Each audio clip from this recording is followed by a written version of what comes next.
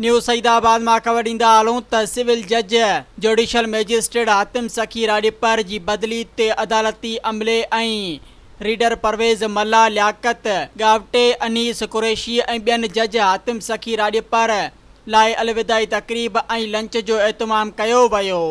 उन मौक़े ते मटियारी इंसाफ़ लायर्स फोरम जे नायब सदर सैयद रोशन अली शाह खे बि ख़ासि तौर ते दावत ॾिनी वई हुई।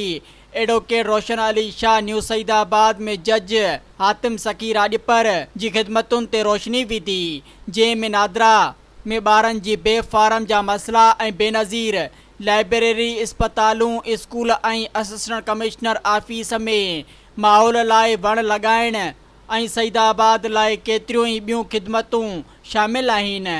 इन लाइ मटियारी ज़िले जे इंसाफ़ लायर्स फोरम जे वाइस चेयरमैन एडवोकेट सैयद रोशन शाह जज हातिम सखी राॼपर जो शुक्रियो अदा कयो। सब्सक्राइब कयो अवामी न्यूज़ HD खे ऐं ताज़ा तरीन ख़बरुनि लाइ ॾिसंदा रहो अवामी न्यूज़ HD।